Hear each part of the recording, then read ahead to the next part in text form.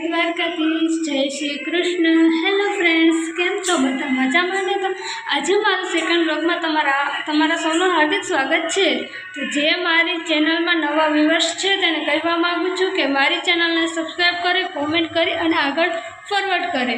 અને આજે અમારે જવાનું છે કોયલાણા ગામે, થોડું ખેતીવાડીનું કામ હોવાથી તો હવે હું તૈયાર થઈ જાઉં છું. હું તૈયાર થઈ ગઈ છું અને હવે આપણે નીકળવાની તૈયારી કરીશું. તે પહેલાં આપણે નીચે જઈને પહેલાં આપણે કુળદેવીના દર્શન કરીશું અને પછી આપણે નીકળશું.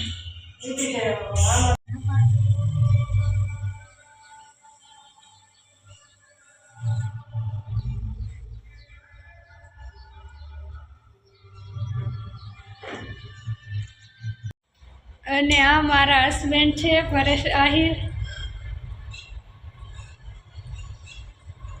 અને હવે આપણે નીકળવાની તૈયારી થઈ ગઈ છે.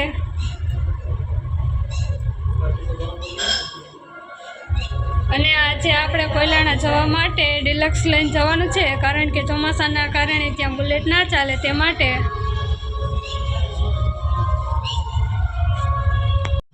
આ મારું હોમ છે.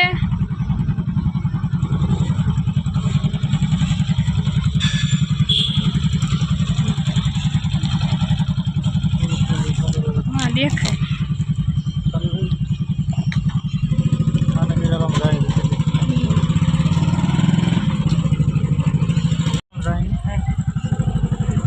આ મારી શેરી છે. આ બધી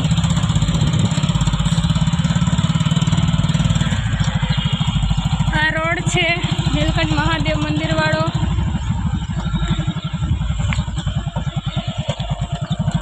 નીલકંઠ મહાદેવનું મંદિર. તો તમે પણ ક્યારેક આવો તો નીલકંઠ મહાદેવના દર્શન કરજો. અહીંયાથી આપણે જઈશું નીલકંઠ મહાદેવના દર્શન કરવા.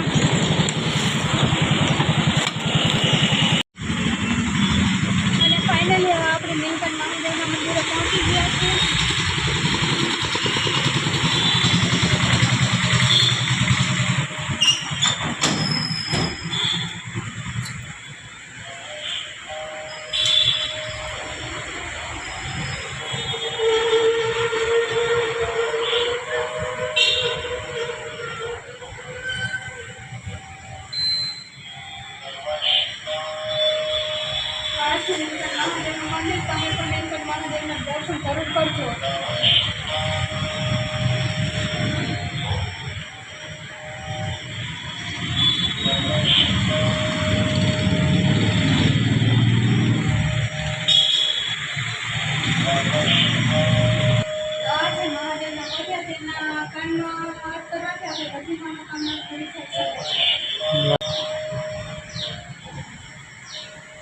જુનાગઢ પોરબંદર હાઈવે છે.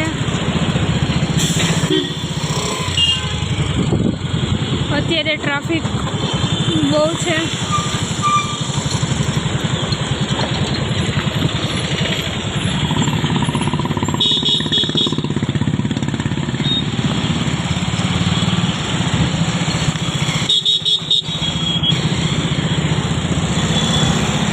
આ યોગી પાર્ક બસ સ્ટેશન છે.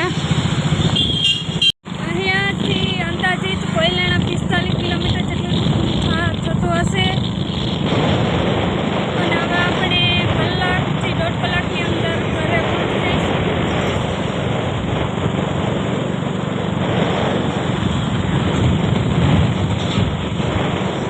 અત્યારે આપણે લીધા છીએ. અને ગામડાની મોજ કંઈક અલગ જ હોય છે.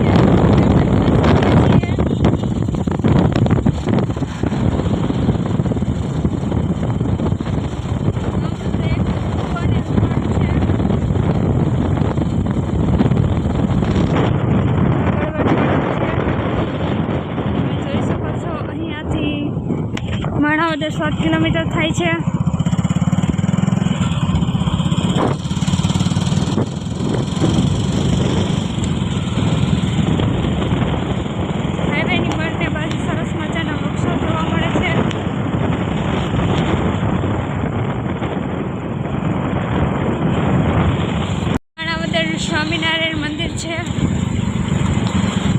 આપણે ફાઇનલી માણાવદર પૂગી ગયા છીએ. તમે જોઈ શકો છો વિડીયોમાં. આ છે માણાવદર.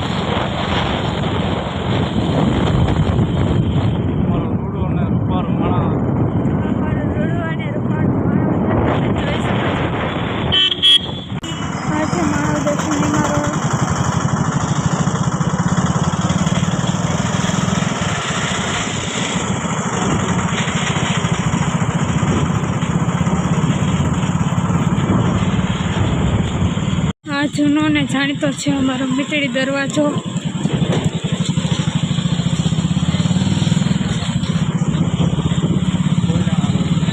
કોયલાણા રોડ.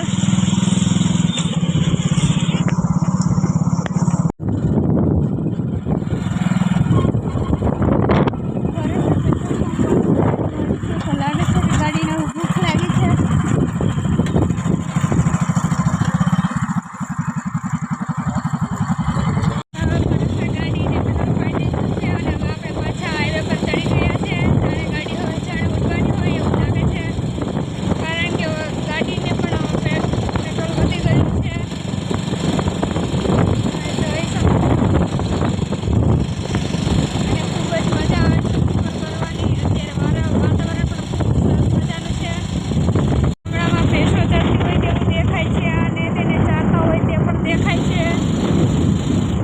અહીંયાથી પણ કોયલાણા જઈ શકો છો અને અહીંયાથી પણ જઈ શકો છો. બંને રસ્તેથી તમે જઈ શકો છો.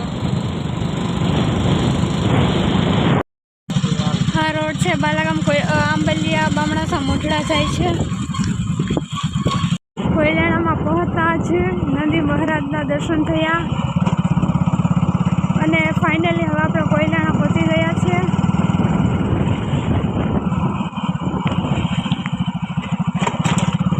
છે કોયલાણાનો ગેટ.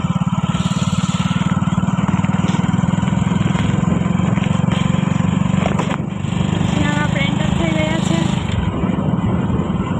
ફાઇનલી આપણે ઘરે પહોંચી ગયા છીએ અને હું તમને મારો વડ બતાવીશ, વૃક્ષો બતાવીશ. આ છે ગોસલી, આ બાજુ છે નાળિયેરી અને આ ઘણી મહેનતથી વહેવતા થોડોક સમય પહેલાં ફૂલ ખીલ્યા છે. ફૂલ બહુ જ સુંદર અને સારા છે. અને આ તમે જોઈ શકો છો, આ છે આસોપાલવ, આ છે ચીકુડી,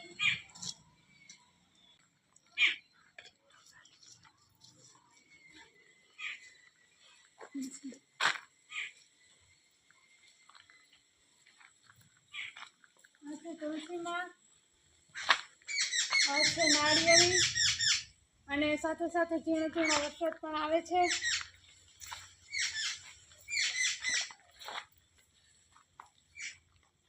આ છે આંબો.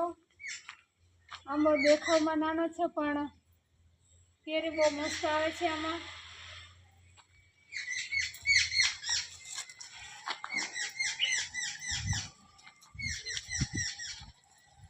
આ છે ગુલાબડી. તમે જુઓ છો ગુલાબડીમાં ગુલાબ સરસ મજાના ખીલ્યા છે. અને આ છે લીંબુડી અને આ છે ભીંડો, આ છે બારમાસી. તમે ભીંડામાં જોઈ શકો છો, ભીંડામાં ફૂલ પણ ખીલ્યા છે અને સાથે સાથે ભીંડા પણ જોવા મળે છે. આ છે તુરિયાનો વેલો. આમાં નાના નાના અને મોટા પણ તુરિયા તમને જોવા મળે છે. તેમાં ફૂલ પણ છે. અને આ છે ગલકાનો વેલો. એમાં પણ આપણે નયા જોવા મળે છે. હજી બહુ મોટા નથી થયા અને ફૂલ સાથે ખીલ્યા છે.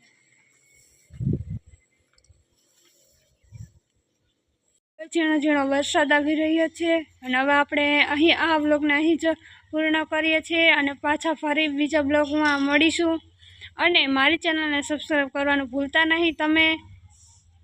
Bye bye. Thank you. જય શ્રી કૃષ્ણ.